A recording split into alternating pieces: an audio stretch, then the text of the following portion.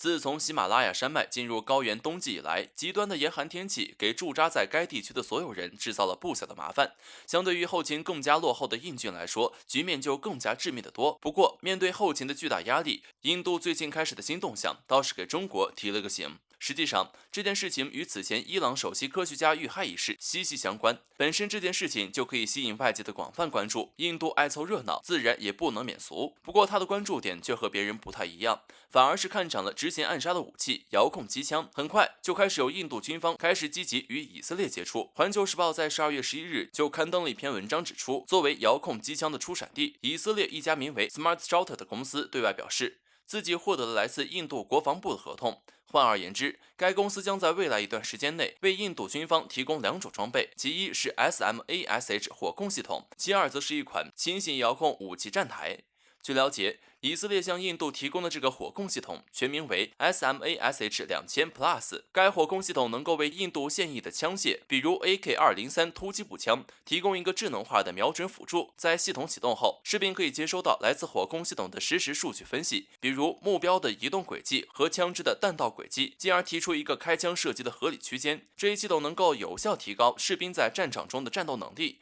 有效提高射击精准度。而关于第二款轻型遥控武器站台，按照以色列公司的说法，之前伊朗首席科学家遇害就是死于这款装备。整体十分便捷，只有15公斤重量，使用者能够自行将轻武器进行安装。随后，这个站台的 AI 程序将根据并入的数据链自动锁定目标并进行开火。有分析人士认为，从某种角度来说，目前对峙的双方始终保持着一个相当高的克制状态，并没有违反双方签订的禁用热武器协议。这也是为何近段时间我们从网上看到的都是双方士兵进行肉搏或者说冷兵器的对抗，但现在的情况却不一样了。一旦印度在高原敏感地区安装了这种智能装备，那么一旦出事，这将让当前的对峙情况直接升级成一个无法收场的局面。换句话说，如果印度当真和外界传言的一样，打算再将这批以色列的遥控机枪重点部署在高原前线，那么也就意味着印度或许已经放弃了底线原则。这实际上也给中国提了个醒，印度已经开始考虑智能武器的应用。我军如果不想先发制人，但至少应该在网络技术上保持足够高的警惕，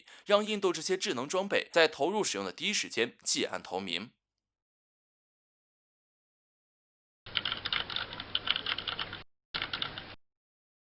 美国军火销路似乎扛住了疫情重压，然而有这么一笔买卖，国外都不太看好。为何特朗普特别热心？为何美军务助理也沾沾自喜？敬请关注本节目了解详情。美军2020财年武器销售数据蔚为可观。近日，美国军事事务助理秘书长克拉克·库珀简要答复了一番美军军火受益于阿联酋与以色列达成和解协议的情况。克拉克非常乐于介绍这些成就与收益。他指出，面对流行病毒的压力，美国仍是全球对于军火需求、军事合作之中的首要选择，这都是美国方面的合作与抉择所致。当初在阿联酋与以色列刚刚握手言和之际，满怀赤诚促成这一盛世奇景的特朗普就曾信誓旦旦地保证过，即使以色列强烈反对，他本人对于出售 F-35给阿联酋将毫不迟疑。他说，阿联酋这样的国家无疑是富得流油的国家，买我们的飞机，我觉得是没有什么技术上的问题。他是这么想的，也是这么做的。尽管他知道，即使自己满心欢喜、双手双脚赞同 F-35的军火出售订单，要想达成，也不是一句话的事情。所以他说了很多句话而不用负责。当时就有美国网友对此表示不抱什么期望，理由竟然是完全就是特朗普说没问题这件事情太让我担心了。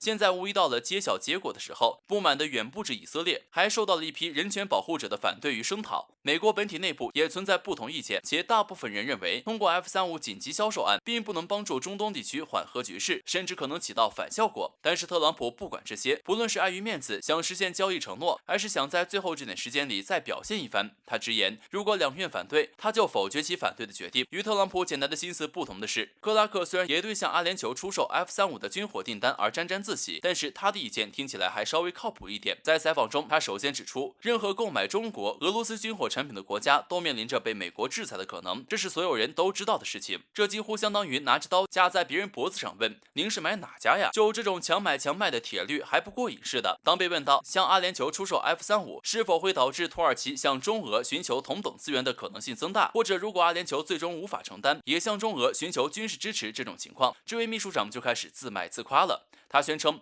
我们的产品在发展中存在互相之间的可操作性，整套使用操作方法都是成体系的，流程透明，问责靠谱。而且对于我们的常客来说，我们的产品互相之间都具有绝佳的兼容性。如果客户购买别家产品，那就不能与此前购买的我们的产品一起使用。而且你知道，他们又怕被制裁，而且众所周知，我们的东西都是最好。毕竟你看看，我就直说了，俄罗斯的产品都快放生锈了，中国的产品都是最讲经济效应的，当然还是买我们的最有面子，且安全放心。所以我们美国的军火被吹捧，应该是理所当然的事情。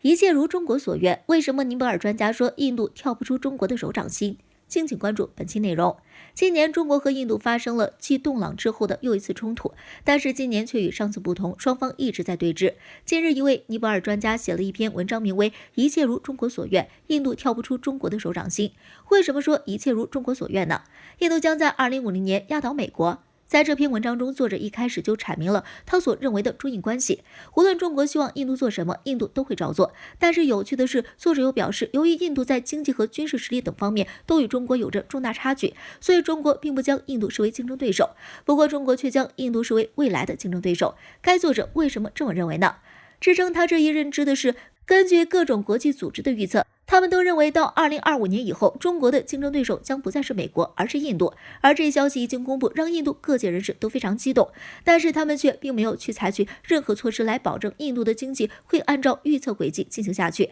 这不就是算命先生说我以后必将是世界首富，于是我就辞职不干了，在家坐等通知吗？中国对印度长达8个月的军事施压究竟有什么目的？今年中印之间确实进行了一场长时间的对峙。其实就军事领域来说，解放军对印度军队即使不是碾压，但至少说全方位领先还是可以的。而印度其实欺负周边的几个小邻居还是可以的，但是要来惹中国，似乎就有点不自量力了。其实中国已经多年没有进行大型军事冲突了，如果说拿一印度来练练手，似乎也是合适的。但是中国却保持了克制，因此尼泊尔专家认为，中国计划将印度拖入一场持续且代价高昂的军备竞赛之中。不过军备竞赛一般是发生在两个实力相差无几的军事实体之间。印度与中国之间符合这一条件吗？或许在印度人心目中是这么想的吧，但是相信在大部分军事专家眼中都可以看出，中印之间的差距可不是一星半点。印度虽然是在2战之后亚洲第一个拥有航母的国家，但是现在中国已经有2艘航母，还有2艘在建，可以说中国的目光还不至于沦落到定睛在印度身上。